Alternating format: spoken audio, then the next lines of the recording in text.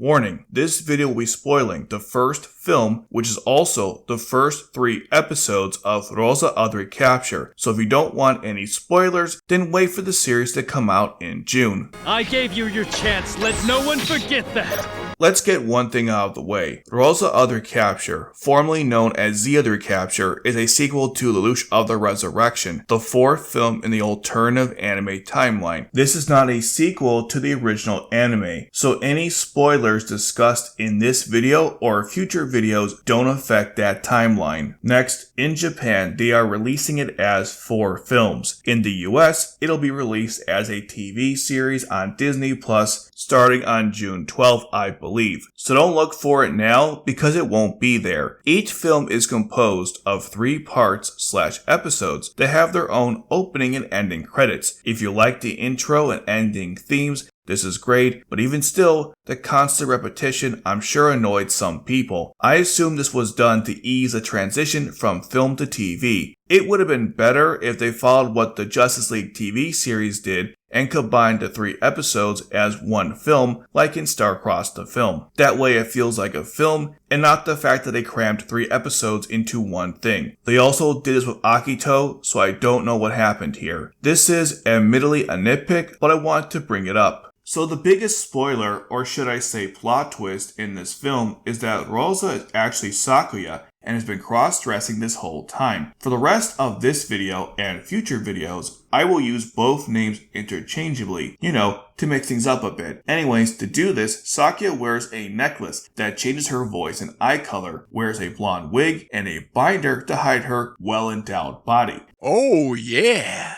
People thought Roze was a femboy, and it turns out he was just a girl. Sakya is doing this as part of her plan to rescue Sakura from Neo Britannia. They are childhood friends that look alike, so Sakura was acting as her body double. Neo Britannia captured Sakura, thinking she was Sakya because Sakya is half Britannian and half Japanese, like Colin and the MC from Lost Stories. Not only that, but she's in line to inherit the throne, which means Sakya is related to Lelouch. While not confirmed, people believe Lelouch to be her uncle based on the pamphlet they gave out to everyone who watched the first film. The theory is that Charles' eldest daughter left Britannia and married Emperor Jugo. This means that Sakya beats out Genevieve as the next princess to take over for Charles. Regardless if this theory is true, Sakya being half Japanese and half Britannian, specifically the royal family, makes sense, since Sakya has purple eyes associated with the royal family when everyone else in the Sumeragi family has green eyes. This further explains why May just consider her to be a female Lelouch, since she does have similar genetics. They really doubled down on that Lady Lelouch meme, didn't they? So back to her plan. To rescue Sakura, Sakya works with Natalie, a friend working inside of Neo Britannia, and Ash.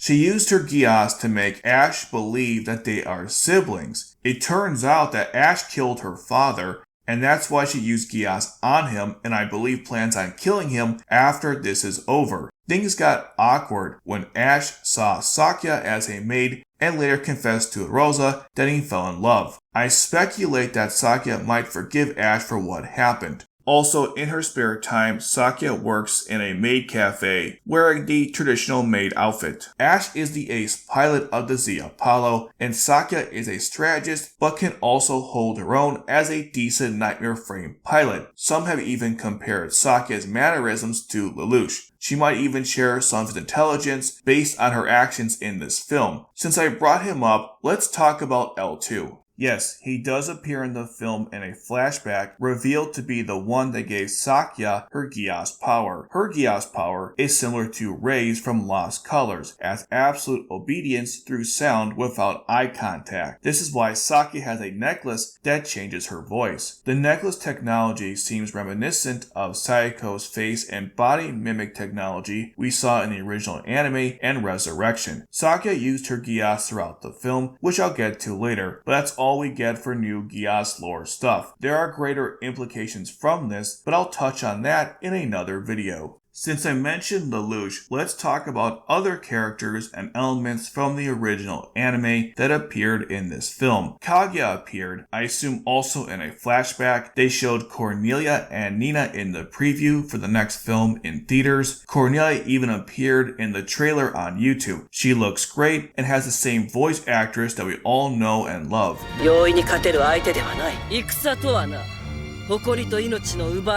Many members of the audience thought Nina looked amazing, and I'm interested to find out why. It's crazy that the main characters from the original anime are all over 25 now, so I'm curious to see the aged up designs of everyone. Let me know which legacy characters you're most excited to see besides Lelouch and C2. Continuing on, the Flea, the Damocles, and the Flea Eliminator appeared in the preview and trailer for the second film. Most speculate Nina is helping the Black Knights to stop the Flea's use once again, and it looks like Sakya and Ash are going to repeat the insane feat that Suzaku and Lelouch pulled off to stop the Flea in the original anime. The Akatsuki returned in a new version called the Akatsuki Kai, and Haruka piloted it. They showed the same cockpit perspective as with Colin, but it is destroyed during her battle against an Einberg member, either by Catherine or Nara, based on the nightmare frame we see in the footage. This is one of the ways of paying homage to the original anime. There's also this moment in the new trailer where Roze throws the key for the Kisetsu to Haruka. This was a reference to the scene in stage 10 where Lelouch threw the Gurren key to Colin. I guess Haruka is going to be the ace of the Black Knights fighting Neo Britannia, unless of course Colin isn't too busy to help out. The last thing to note here is that Norlin, the Char lookalike, is rumored to be someone from the original anime. Not sure who that would be considering he is tall and gigantic, and unfortunately Dalton and Bismarck are dead. Maybe it's Jerry, but who knows. Also, I've seen people say he's actually related to Ash, but again, this is all speculation because they haven't told us yet. That's all I found. If I missed anything else, please let me know in the comment section below. Since I mentioned Norlon, let's talk about Neo Britannia, since the film expanded on their conquest of the Hokkaido block in Japan. There were also posts on Twitter prior to the film's release which shared additional information. I'm still iffy on the details, but from what I understand, Britannia split into multiple nations following the Zero Requiem. Schneizel took over the Principality of Britannia and the Republic of Britannia. Norlin took over another area called Lumberg, hence his name Norlin von Lumberg. These Britannians want to restore the empire back to its former glory. This explained why they went back to the traditional absolute monarchy and nobility. Norlin fled to the Hokkaido block with the rest of Neo Britannia as a means to evade Schneizel, so it sounds like the Hokkaido block is all they have left. Again, I'm not sure about the details here. The barrier, or the Sitump, is an energy wall that suppresses the activation of Sakuradite, like the Gefyan disturbers. It existed in 2017, but after the Zero Requiem, no one used it since the world was at peace. The barrier was used again in the Hokkaido block, and it would have kept the Neo Britannians out, but some traitors let them through the barrier. Those were the brothers Greed and Gron. I will get to them later. These new explanations help, but I'm still not convinced this wouldn't prevent the Black Knights from retaking the Hokkaido block. By the way, I assume they took over the Hokkaido block because they need Sakya to reform Britannia.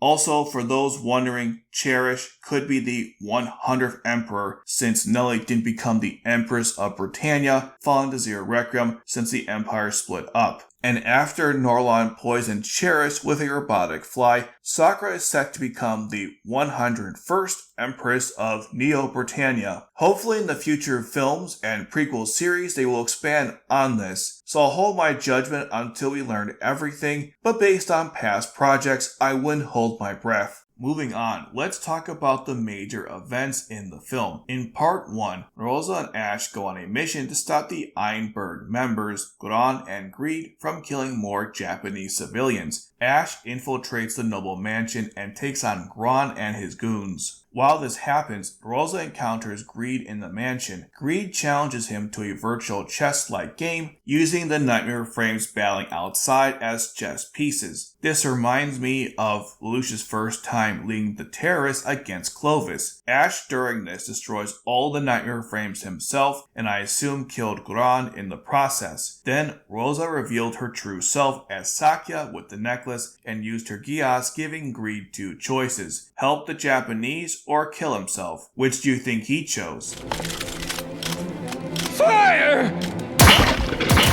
Also, we see some flashbacks when the brothers were younger, and it was revealed that they helped Neo Britannia invade Japan. In part 2, they explain why Ash is with Sakya, and that Sakura is acting as Sakya's body double. They work with the 7 stars to rescue their leader, Kensei Kuroto. Sakya in secret takes the job because they are holding Sakura in the same location. Side note, I assume Roze and Ash met Haruka and the rest of the 7 stars team, but it probably occurred before the start of their mission to rescue Kensei. Due to the prison being heavily fortified, Ash and Roze used a rocket to get in. Once inside, Roze disabled the defense system, allowing the 7-star members to rescue their comrades. Ash again defeated all the enemy Nightmare Frames, then killed Arnold in Nightmare Frame combat. This is where they revealed that Ash was a former Britannian assassin. Sakya used her Geass on the people in the prison to obey her commands in a similar way to how Lelouch's Geass works, to clear a path to Sakura. Unfortunately, another Ironberg recaptures her. I assume it was Catherine or Nara. She at least rescued Kensei and even revealed her true identity to him. Part 3 started with the Ironberg wiping out the other resistance groups except for the 7 stars, thanks to their plan to trap the Ironberg forces. There is a meeting with all Ironberg members, and he starts having an asthma attack, then later on turns up dead. It's implied that Norlon killed him, not sure why though. I need more info on this part. Anyways, Ash and Roze go on a 2-day break after committing to help the 7 stars fight to protect Japan. This is where we had that awesome scene. Sakya works at the maid cafe and interacts with Natalie. Natalie works for Neo Britannia and takes care of Cherish, but secretly works with Sakya. Somehow, instead of buying pet food for the cats, Ash wandered into the cafe and saw Sakya, which caused him to blush. Apparently he's a virgin, although I don't know why that's relevant or the source of this. Back at the 7-star base, Roze and Ash discover that they have new nightmare frames, including the Z Artemis, the nightmare frame with a fortress mode similar to the Shinkiro or the Tristan. Roze will be using this nightmare frame in the future. Then the biggest twist comes at the end, where we learn that Cherish, that young boy, is dead. Norlon poisoned him using a robotic fly. This opened the door for Sakura to become the next empress. This part also has a flashback where we learn that Lelouch gave Sakya her Geass power, and the film ends. In the upcoming preview, and in the trailer on YouTube, it is revealed that the Ironbergs have a new Damocles and intend to use a flare on a ghetto.